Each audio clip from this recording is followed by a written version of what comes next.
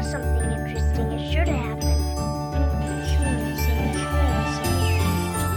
Well, I think you ought to tell me who you are first. Mr. Rabbit? Then why did you ask the question? Goodness, this is quite extraordinary. Would you tell me, please, which way I ought to go from here? But today is turning into the most curious adventure I have ever had. Welcome to the Alice in Wonderland podcast. I'm Georgia Ellis, and thank you again for joining me as I tumble down yet another rabbit hole. In this episode, I'm excited to explore what awaits us outside the boundaries of the societal norm that we all tend to live by. And I've got amazing Leslie Lau with us today. So Leslie was born and raised in Sydney, Australia, and had lived most of his life following a conventional path, all the while sensing that there was something more to life. However, he never felt the courage to come face to face with these questions, and spent many years ignoring them, seeking escape through external distractions and substance abuse. In 2013, at the age of 28, a sudden diagnosis thrust him into a 7-month-long battle with cancer. It wasn't clear at the time, but this experience proved to be a blessing in disguise and a catalyst that laid the foundation of a path to self-discovery that he continues to walk to this day. Since then, he decided to leave his highly successful corporate career of 12 years and founded Finding Space. And this is a platform of self-expression, deep exploration and discovering, using the tools of meditation, mentorship, and rhetoric. So let's get curious. A big warm welcome, Leslie. Thanks for dropping on in. Thanks for having me. It's a pleasure to be here, Georgia. Excellent. And I'm looking forward to unpacking some of your journey today. But before we do, I have a question that I ask all of my guests, and I'd love to present this question to you as well and see how you answer it. So I want you to imagine that you're in Wonderland, Lewis Carroll's beautiful world of Wonderland, which we could actually say is planet Earth. And you stumble across, or I'm 7-year-old Alice, and I'm walking through and I stumble across you. And I look at you and I go, who are you? What are you doing here? What's your purpose in Wonderland? Why are you here? How would you answer your purpose, your mission, or your vision to a 7-year-old child? What an interesting question. I think that even trying to explain that to an adult, it would be a tough task.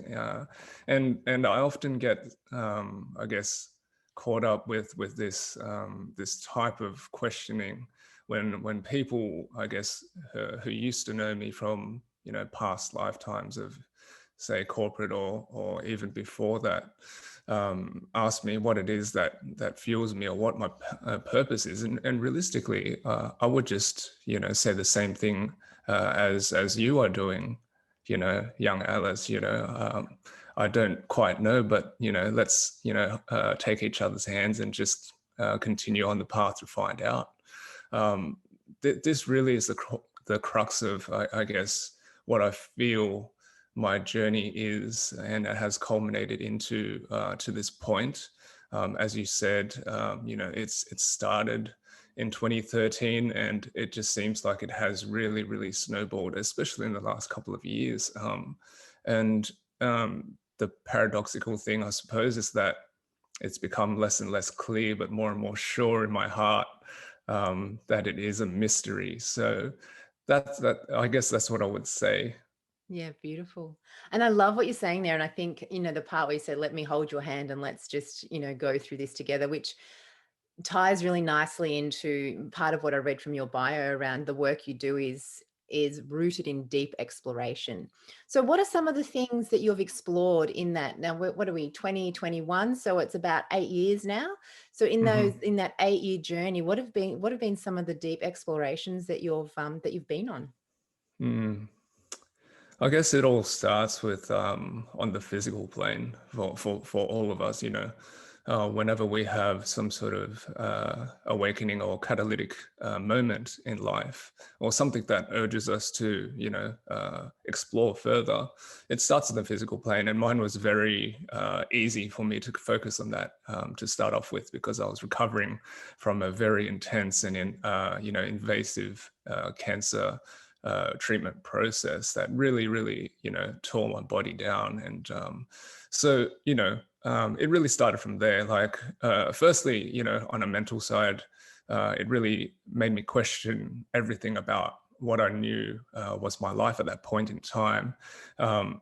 So that sort of led me to focusing more on my health and wellness from a physical standpoint, more down how to look after myself better, even though I thought I was a, quote unquote, healthy being at that time. And that, of course, will always open doors on a mental side. Once you get to a place of, I guess, stasis, or really optimal operation from a physical standpoint, things like mental clarity rather than cloudiness and haziness in the mind. And, at that point, it just led me down a little rabbit hole, so to speak, and it ties in nicely with the theme of your podcast. And, I just started reading books that just challenged the way that I thought and felt about life. And I think thought was the first, aspect of challenge, in that largely my life was all about the intellect and thought. And I didn't really delve down this other path, or this coinciding, parallel of feeling and sense, as much as, I do now. And I didn't understand it like I do now, and not understanding, so much from a intellectual standpoint, but from a sensory, a visceral standpoint. So these are the things that really, I explored a bit, and meditation really helped me with that. Like, as part of my cancer treatment, I was assigned a psychologist because I was a young man going through this traumatic experience. And they basically just tried to help me through the process, the stress, the anxiety, and everything else that goes with cancer treatment. And she recommended meditation. And at that point in time, I really hadn't dabbled much, if at all, in the practice of meditation. And it took me quite a long time, maybe 18 months on and off of trying to practice before I really developed a strong daily practice, a consistent practice that went much farther than your conventional, guided, let's de-stress, or let's send love out to the world, or let's sleep better, that sort of thing. It really helped me pierce this realm of noise that I seem to live within, this busyness of the mind that was a constant, volume up to 10 in my head, that, continually nagged me from sunrise to sunset. So yeah, like, I guess those are the starting points to my my exploration, and I can go so much farther. So let's see where the thread leads us. Yeah, let's see where it goes. One of the things that piqued my interest was when you began to answer that question, and you mentioned that you felt that at the time that you thought you had a healthy relationship to food in your body, and you thought you were in good health. Now, I think that's something that a lot of us, even I'm thinking myself, I think I eat really healthy. I have, great diet. I move all the time. So what was it? Was there something just in that area that you realized that, oh, I thought I was doing okay, but actually there was some missing pieces that you discovered through that journey that you needed to tweak and change around, first of all, that physical side of what fuel you're giving your body? Was there anything in there, any nuggets? Yeah, I think, and I think this boils down to many of, the starting points of my exploration and how I go about it, is that my understanding of what a healthy lifestyle was that was, I guess, dictated to me or conditioned in me through general collective understanding, in general media. So we all know that there's a whole lot of information about anything and everything out there, and nutrition and diet is no different. And I guess what is generally known as, quote unquote, healthy, especially back then when it wasn't as, I guess, sophisticated as it is now, or even diverse as it is now, and continually becoming more so at an accelerated rate. I think that my exploration, it just sort of pushed me down a deeper exploration for myself. I just got curious to the point where I just wanted to understand more than what I had been told. I wanted to understand for myself what it is that was missing, these puzzle pieces, because, a bit of context, back then, I was very much into training and exercise. I was going to the gym, 5-6 times a week. And, back then, as a young 20-something-year-old man, I was doing that for, close to 10 years. And it was all about ego back then, wanting to become aesthetically something that was seen to be, praiseworthy and things like this. And, from a, bodybuilding or aesthetic body shaping perspective, it was all about protein in and, carbs down and all this sort of thing. So I just adopted that very willy-nilly without really understanding what that was about, quality of protein, where the source of the protein is from, and whether that was something that was conducive with me as an individual versus everyone else as a collective whole. I started to try and understand this on a personal level, trying to test this various things individually and seeing how it affected my body versus how it may have affected 10 people or whatever it was, doing tests to see whether what foods and types of foods would I guess be good for me, what doing bloods and things like this. So I got really like nitty gritty and down with the biohacking path for a few years, and that really helped me sent me down a good path there. Yeah, and I love that you did, and thank you so much for answering that question, because I know there is so much information available to everyone and our listeners at the moment around health and nutrition. And the gem that you've just dropped is that you explored what was right for you and really did that. I'm going to say biohacking, but the tracking of when I'm consuming whatever this is, how is my body responding? Is it energizing or is it not energizing, or whatever terms you use? And that way you get to formulate what works for you. So I think there's a real gem in that for people to think about for their own health and well-being, to think about, well, what is it I'm doing, and is it? And I love what you mentioned there too about the, initially in your 20s, the healthy lifestyle was ego driven around aesthetically how you look, but potentially may have been detrimental to your overall health with the way that your body functions. So thank you for that.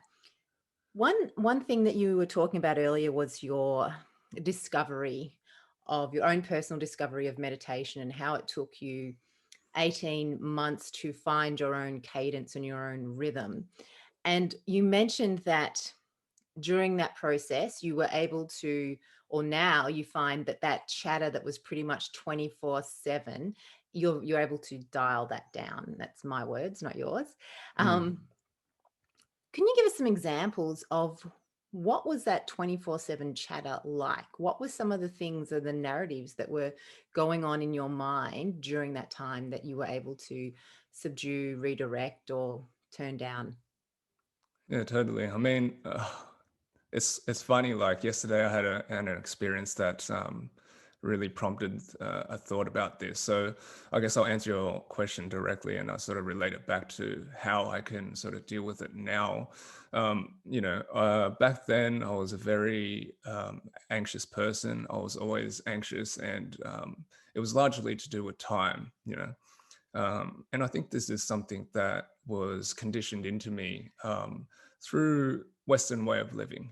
It's about production, it's about efficiency, and this was further exacerbated through my 12 years in corporate. I was a high performing corporate in leadership and management, and I was doing very well, but at the same time that comes with a lot of anxiety and stress in terms of trying to get to the next rung up this corporate ladder. And that was a huge focus for me because it seemed like the only thing that I needed to do at the time.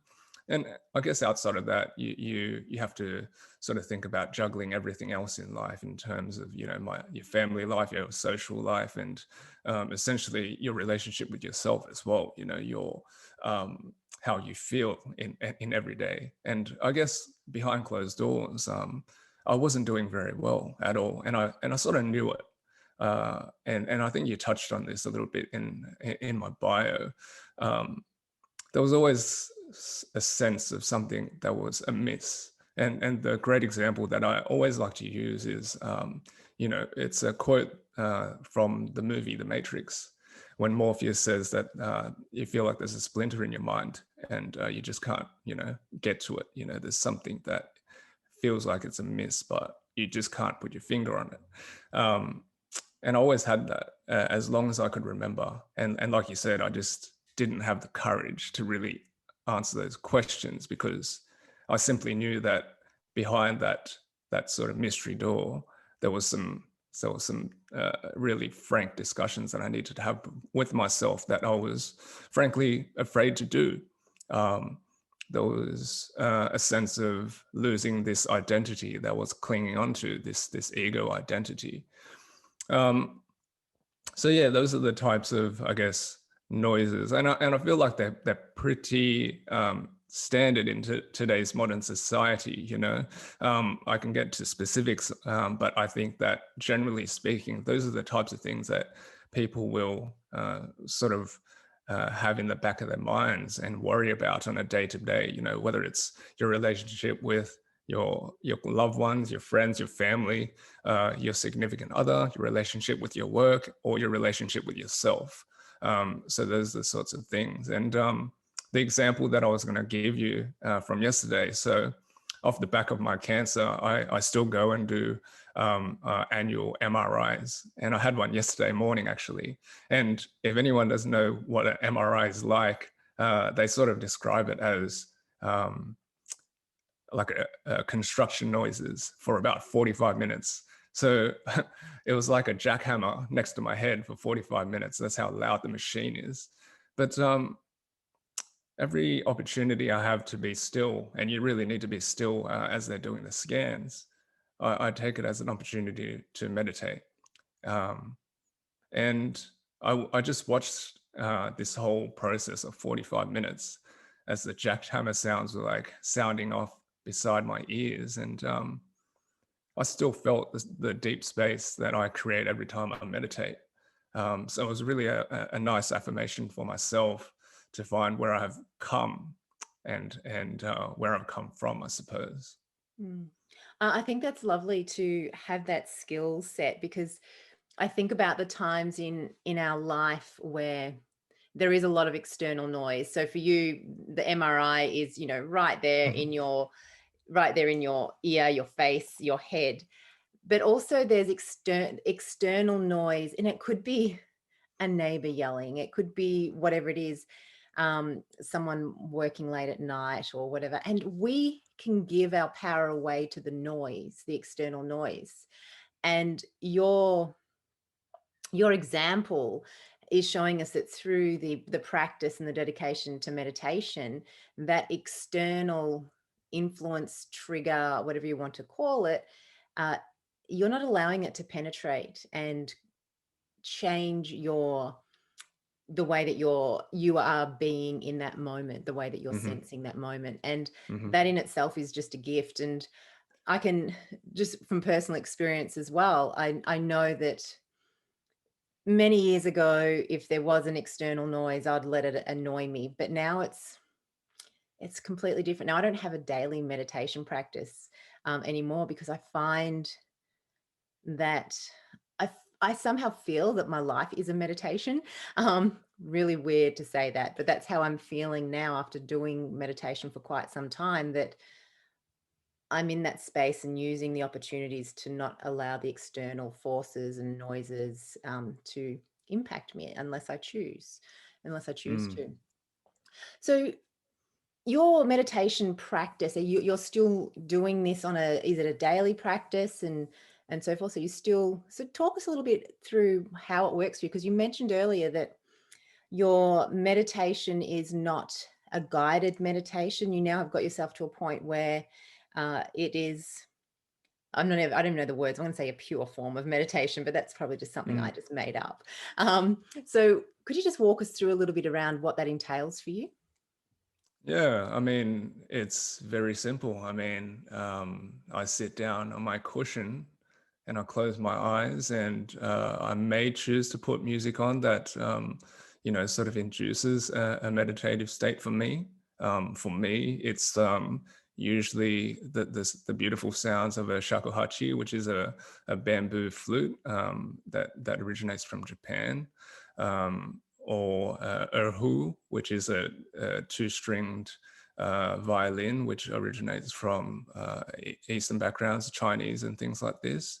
Or it might be silent, and I just sit, and I literally just sit and um, be.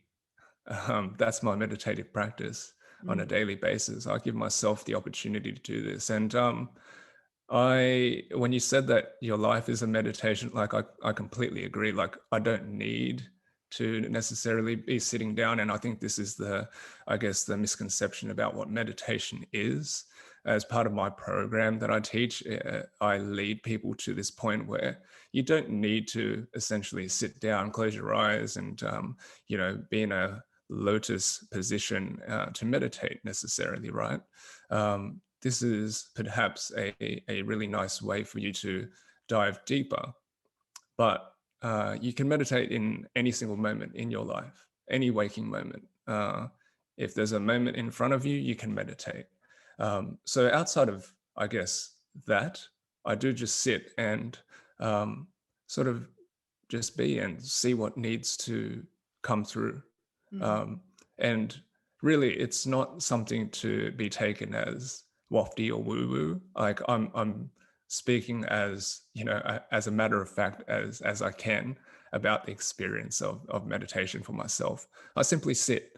I don't need to chant. Don't need to do anything. And you know what it does really, and where the name for finding space originated from really is just about creating space for yourself and allowing what needs to come up, what needs to come out, or what needs to come through, do what it needs to do. So yeah, it differs in duration every day as well. I might feel I need to sit for a bit longer on some days, and I might feel like a very short one for some days. But I just allow myself the space, like the real space and environment, to simply sit and be with myself and have that inner dialogue. Mm. I love the whole idea of what you've said there around finding space and allowing things to just percolate and bubble up, whatever it might be. I really am noticing in the world we live in, and it might have slightly changed in 2020 when people had a little bit more space open up in their life because they no longer had to commute, but then it might have been filled with other things. But I do notice that a lot of people don't have just that space for stillness, Mm. that ability to find that space. And I love that you have said, some days it might be short, some days it might be long. And so my question there for you is, how do you know when you're meditating, when you are doing the actual practice, when this is enough? Yeah. Or I need to keep going. How do you know? What is it that you're sensing, or what's the narrative that guides you? Yeah. And these are the types of conversations, I suppose, where it's and I've thought about this, quite a lot, especially in the last 6 months or so, is that these are the types of experiences that make life real and colorful for you, but they're also the hardest to articulate and express in words, because there simply are no words to really explain them so that someone else can understand them, because it's not about really an intellectual understanding. um, these sensations really are, and you might want to call them intuition, gut feeling. These all come with practice. I've practiced for many years on a very consistent basis, and it's just really, if you want to call it anything other than a trial and error, and just seeing what needs to come through. And if I was to try to describe these feelings, I mean, my sense of what space is for me, and it's going to be different for everyone. It's the way that I like to describe it is, if you take a really nice deep breath, and then you exhale and you sit at the bottom of this nice deep exhale, and then your shoulders sort of drop a little bit without you consciously dropping them, and then your spine sort of relaxes a bit without you consciously relaxing it, right? Everything just sort of drops. And then this mental narrative, it sort of just fades away. And I can see, the back of my eyelids, it just expands, like it's an expansiveness. And this is sort of the indicator that leads me down this deeper space that I want to delve down. That's my hook, that's my anchor. And I'll just sort of sit in that. And, until it starts being completely overrun with, the mental chatter again, those are sort of the cues where I feel like there might be something there. If I need to delve back in, then I'll, sit back down and allow myself to drop back into that space. But, if I feel and sense that, the day needs to begin, so to speak, then the day will begin, and I'll get up. Yeah, beautiful. I love that. It just sounds so, I'm just sitting here feeling so relaxed just listening to you talking about your meditation experience. So I feel like I'm meditating, listening to you. Amazing. Thank you. I think when you're saying there around, this intuition or gut feeling and fewer, you notice through years of practice, as soon as the mind chatter comes back, well, maybe it's time to get on with my day. And I'm wondering whether there's this, once we've done meditation for quite some time, we become tuned into that sensory system you're talking about earlier. We're out of the cognitive and into the sensory feeling. And we know, it's a knowing that you can't explain. I just know, oh, this is it, time's up, sort of thing.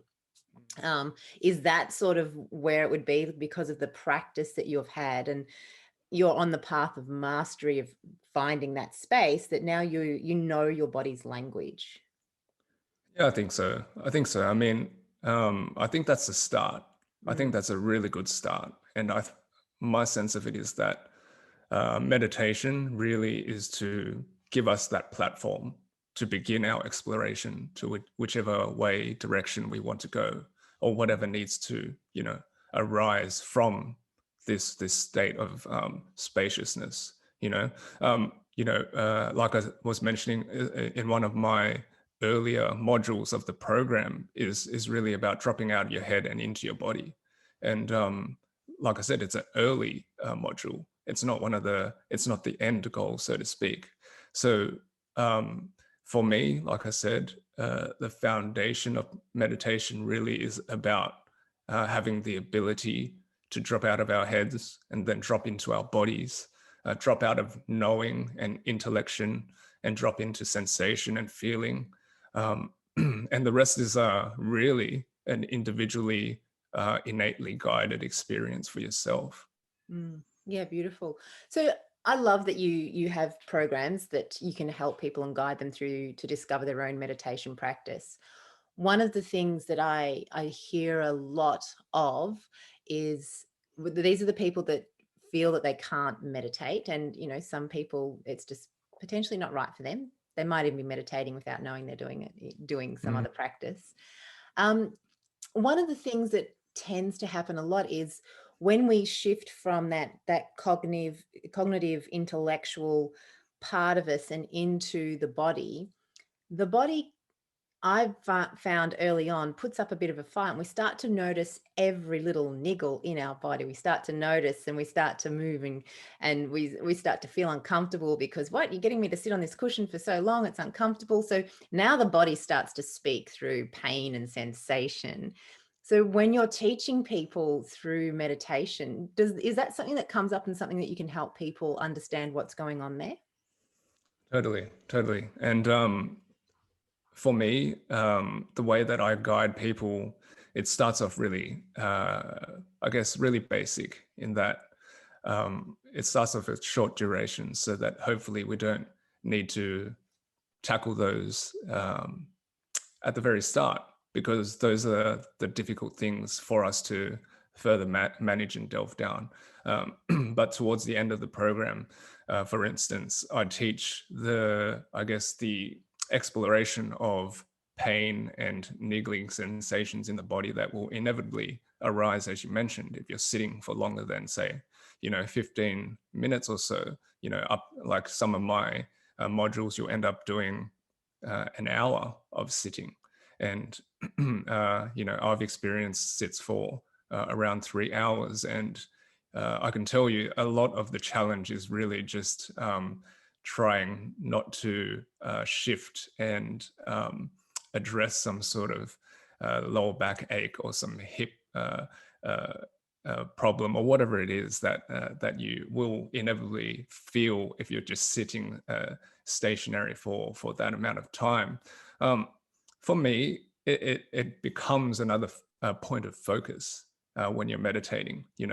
Like anything, if you give it a more acute level of focus, you'll notice that from a sensory level, it will change and shift.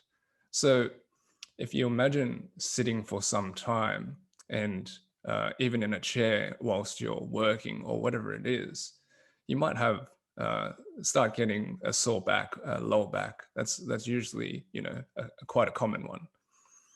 Instead of shifting and moving about, try focusing on it and just feeling where that sensation is coming from.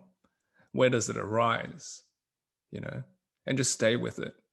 Just inquire. Just like this whole conversation has been about. It's not about reacting to this surface emotion that arises immediately, but about honoring whatever comes up and then being curious about it and delving deeper and seeing where it's arising from. What is its origin? What is its root? And with some practice, I'm not telling you that it's going to necessarily disappear, but it will certainly change. And it, for the most part, from my experience, it will, dial down in intensity, and it will just be something. It'll just be, I guess, classified again for yourself as just another sensation that you are feeling, not necessarily associated with, pain or suffering or anything like this. Yeah, beautiful. Thank you so much for sharing that, because I know that it does become a hurdle for most people. Is, first of all, they feel they can't sit still, and also that the body's response and reaction to, okay, you haven't sat still like this ever in your life, and now you're wanting me to sit still. The body's going, hell no, I ain't going to be doing that. Normally I'm moving around and doing stuff. So it's around, I guess, mastering not only the thoughts for meditation, but being able to overcome the sensations. I love that recommendation of, focusing in and having that sense of inquiry into that, whether it be pain or discomfort. Just inquire about it. And it's interesting you say that. So I get a regular massage, and every now and then I might go and get massage from somebody else, and they say to me, let me know if it's too much pressure. And I'm thinking to myself, you can do whatever you want to me, because all I do is breathe through and focus on the pain and allow it. Mm, It's very rarely that I'll actually turn someone away and actually scream and say that's painful, because it's almost like a meditation for me. And I just allow that pain through the body needs something, and it can do what it needs to do. It's got innate intelligence. So yeah, totally. beautiful. So one of the things that you also are working through now in the work that you do, so we've sort of spoken about meditation, which you do you have your meditation classes, but another thing is around self-expression. We spoke about that in your bio. Can you unpack a little bit of that, what that means for you, and how Yeah. potentially this could be a tool for other people who are wanting to sort of break through from the societal norm? Totally. Um, I think that's exactly it. I mean, expression in its purest, rawest, unadulterated form is necessary in life, in my opinion. Just because, when I reflect back on my life, I was caging myself in terms of how I acted, who I was trying to be, versus, um, who I truly was underneath all those different, costumes and masks. Um, I've told the story of my origin many times, and it involves, myself trying to fit in a lot. I played many different roles in my life, and when I reflect back on that, it was a very empty and lifeless existence, in that I felt nothing from it.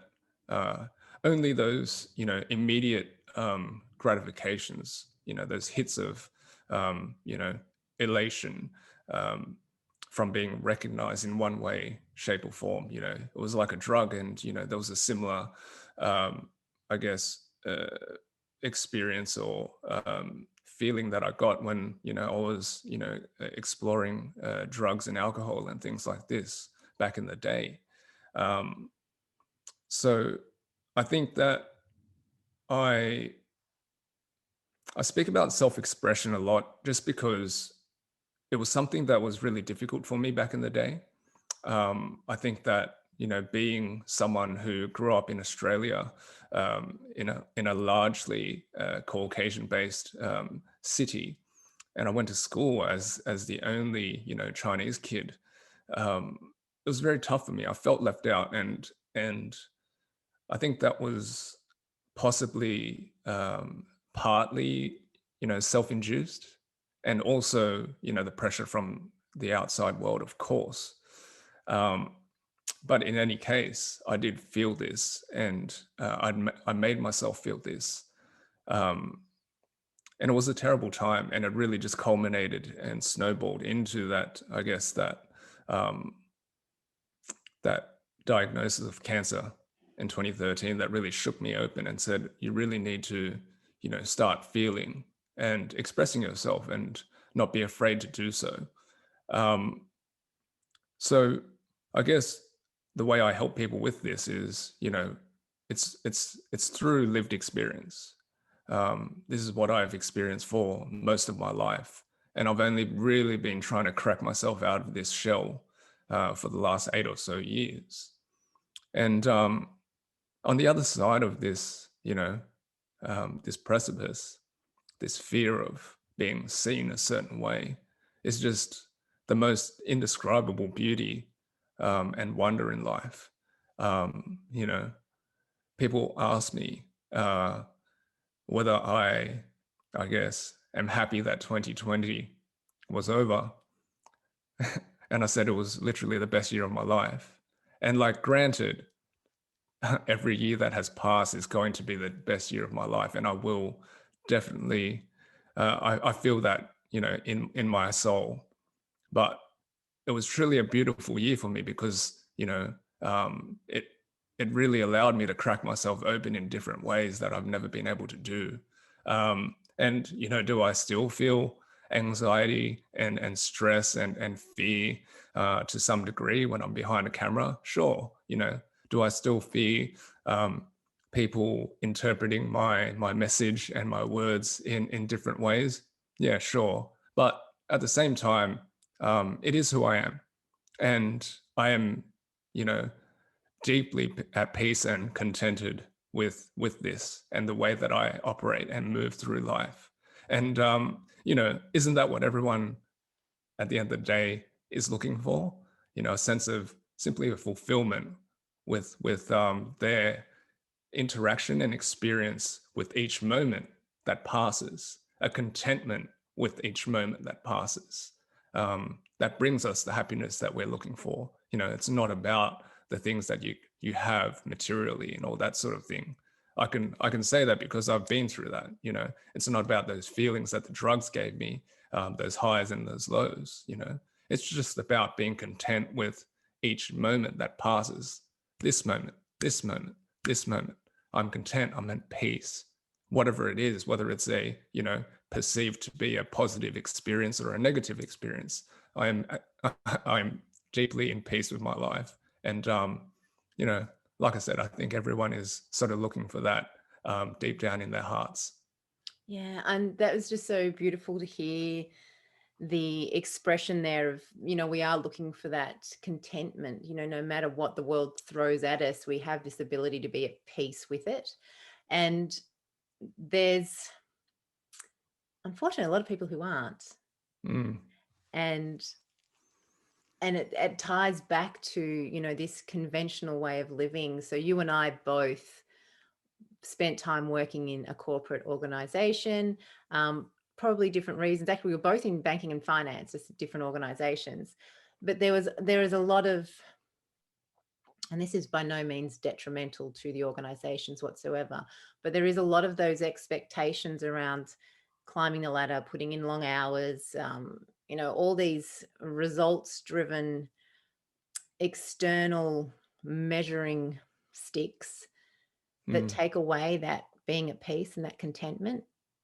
And what you're sharing here is a beautiful invitation for people to do some deep self-exploration and excuse me, some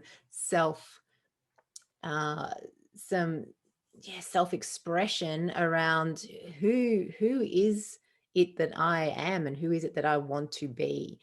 And is what I'm being driven to want to be, is that me, that deep me that wants that, or is that the story I've been telling myself because my boss, my parents, my friends, my peer group are doing these things, so I'm just going to do it to fit in.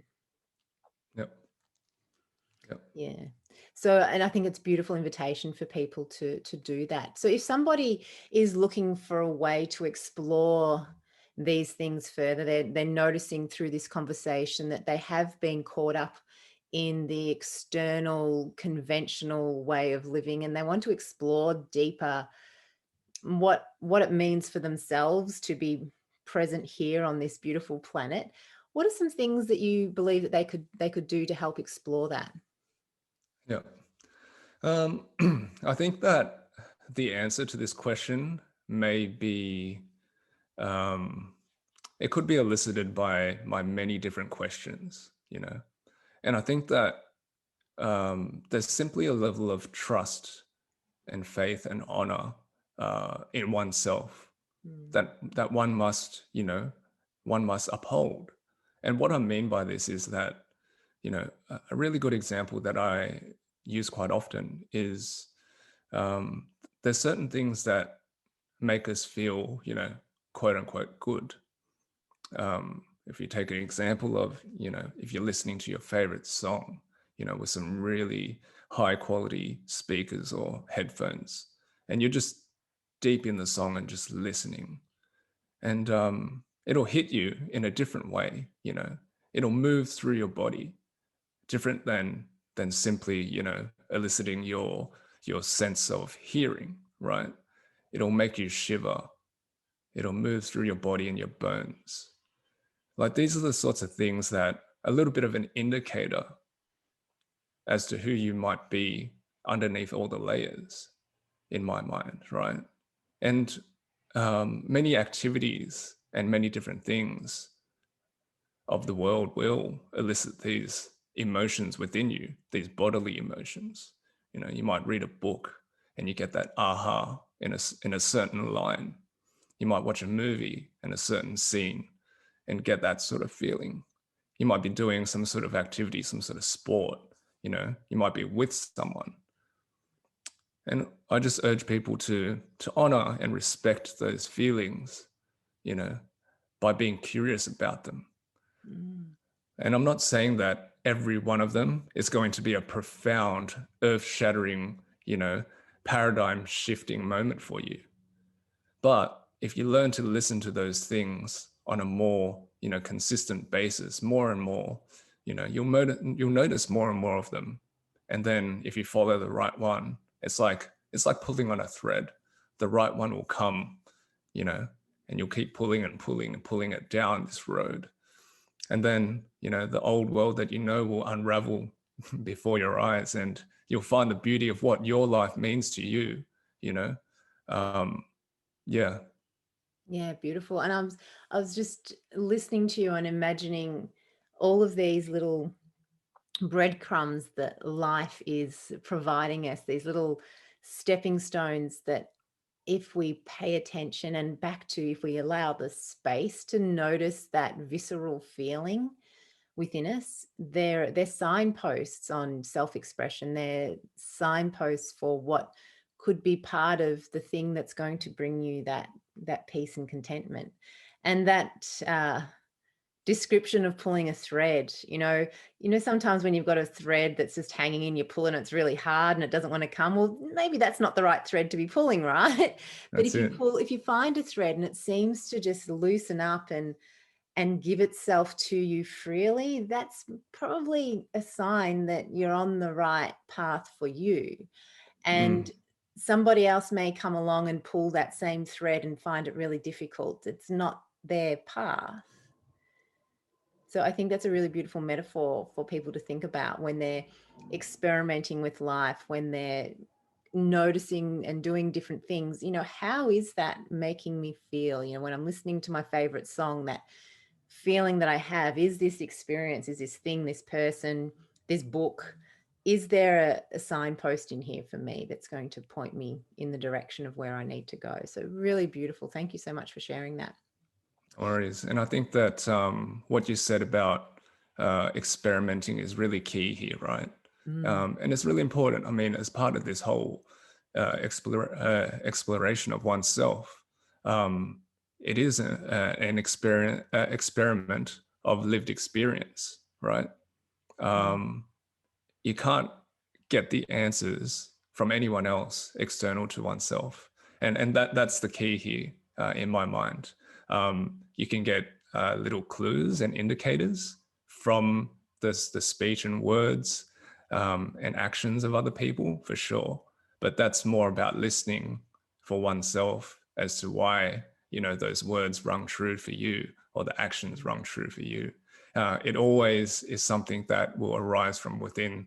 So yeah, I mean, I think it's like you said, it's a very difficult thing, especially in modern times, because there are so many quote unquote self-help gurus and things like this that tell you the right way to go, but realistically, in my mind, it all starts and ends with oneself. I know, I love that you say that. I'm in the not self-help, but professional and personal development. And like what you're saying here, it's about, I love encouraging people to find their own path. And I think you come from a similar sort of modality. Is I can share some information, but you need to experiment. You need to find what's right for you. I'm not going to have the answers for you, but I'll definitely have some information, and I'll definitely have some tips and tools that you can experiment with. That Totally. you can find what resonates, what feels right for you. And I love that. I'd like to, just really turn the volume up on what you said around that for the listeners, that if you are looking to build your own self-awareness and to do some form of deep dive and exploration, be really mindful of people out there who potentially are going to market themselves as having the answers, I would encourage you to go to people who are encouraging you and helping you to look within for your answers. Yeah. And giving you tools to be able to do that, not actually supplying you with tick boxes and 3 easy steps to self-fulfillment. So I think turning the volume up there will help people find who and what can help them. Yeah, for sure. And like, I myself am in the same space as you, right? And I echo that sentiment. A lot of the time when people reach out to me, and that is the only way that I help people, is that when they reach out, right? And that is important in itself. When they reach out to me, they'll ask me what it's all about. But I can't really tell them much about what it's all about until I get to know what they want or what they say they want out of life, and then what their actions, also reflect about that, and whether there's congruency there or not, right? It's really always going to be a tailored, guided path for each individual, just because that is the nature of what it is in my mind, right? Like I said, I don't give people answers at all, just like you. It's about prompts and probes and asking them the right questions, and also arming them with the right questions for themselves to hopefully guide them to the right spaces that will, elicit some sort of internal awakening. Yeah. So I'd love to just dive into the work that you do. So do you work one-on-one with individuals? Do you work with groups of people? And how does that work as well? Do people need to be face-to-face with you, or are you able to work with people, around the globe, depending on where they're located? So how does it work? Yeah, bit of everything really. All of the above. I work with people one-on-one, and usually, I guess my approach to it is I prefer in-person meetings, just because there is a extra layer of interaction that I am able to interact with and observe for myself that isn't quite possible in the digital space. But I do work with people overseas as well, so over Zoom as well, that's not a problem. So again, these I guess these guided programs are usually about some form of growth or development, or some sort of mental goal that they have sort of contrived for themselves, and getting there in some way. And really the way that I sort of describe myself, I'm really just like a guide or a cheerleader, or a bit of both. I just want to listen to the true voice and what they want to get out of this experience of life, and I will hold their hand along the way. We're walking side by side in this journey. Outside of that, I also work with groups. My podcast co-host and I, we've just developed a group program called True North, and we guide small groups through a similar, I guess, introductory process of defining what one's own true north might be. The essentials for setting off onto a journey of self-discovery.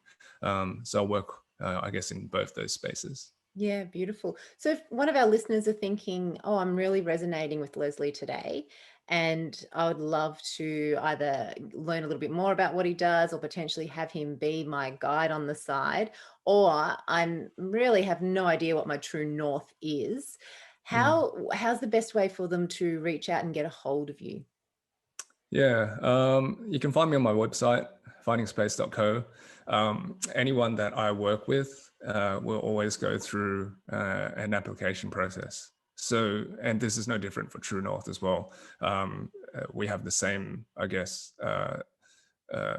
call it a screening process, if you will, or some sort of preliminary, I guess, discussion through true-north.co. And I guess the point of this pre-application is to understand whether I am a good fit for you, and vice versa. I don't really advertise my things or pay for advertising or marketing my things, because in my mind, this is something that I guess goes against the whole concept of what I'm trying to do for people. And this is why I said back before, is that it's important that you reach out to me, because if you've reached out to me, you've resonated with something that I've said, or you've agreed with something that I've done, or you've seen something that you agree with to some degree, and I'll ask you very pointed questions about, why you're choosing me and why is now the appropriate time for you to choose me, or us, when in the context of True North. And this will give me an understanding of whether we are a good fit for this journey that we might embark on together. Findingspace.co, true-north.co, those are our websites for working with myself and Sean. Like I said, this is only if you really resonate with something that I said, I truly feel that I can help you. But if not, then I may not be the right guide for you. So, I'm very transparent about that. Yeah, beautiful. Beautiful. And it's a beautiful space to be in, because when we do that, because I operate in a similar way, is we are giving agency back to the person who has resonated with us, and we're trusting in their ability to make a decision that is right for themselves, instead of us trying to sell ourselves to somebody else. We're actually saying, no, you will know if I'm a good fit. You will know if this program, this opportunity is going to be right with you. You'll be feeling that in your body. So listen 100%. to that. And if it doesn't feel right, no harm. Someone else will come along that it will feel right with. So I love that you've mentioned that. And I love that that's the way you operate. And I truly believe the world is starting to wake up to those sales pitches that are trying to entice us through manipulation. And, marketing people really do know how to get into the subconscious and make us act and do things we don't want to do. It happens all the time, everyone. Yeah. So Yeah. but if you find someone like Leslie, who is actually not signing you up straight away, but getting really clear on why you reached out and ensuring that there is a good fit, they're the type of people you want to be working with if they resonate, because they do have your best interest at heart.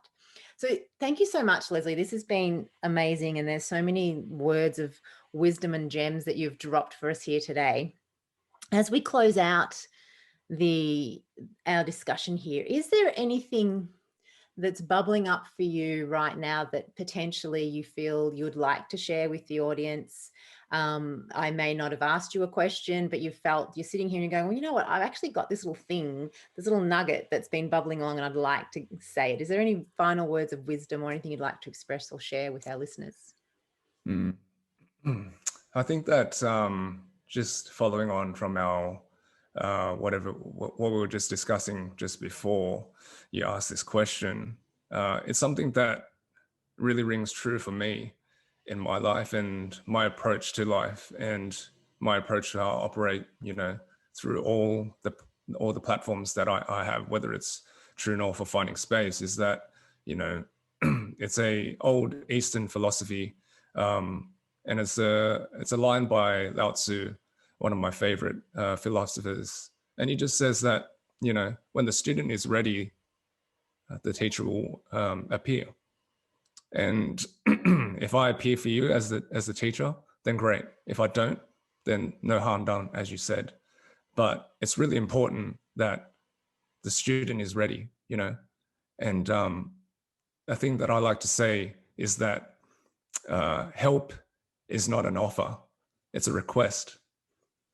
So I will never offer you help unless you have requested it.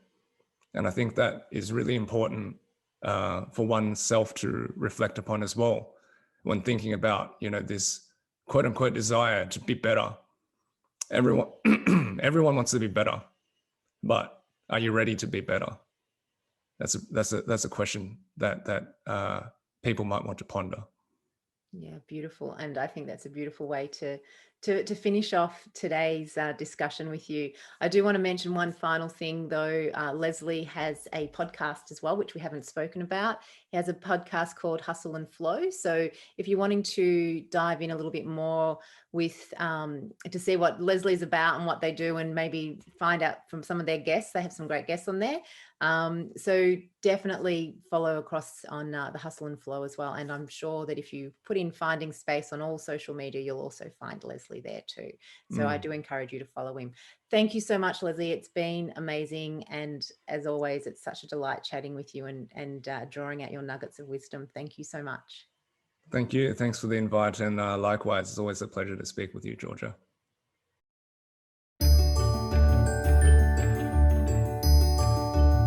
Today is turning into the most curious adventure I have ever had.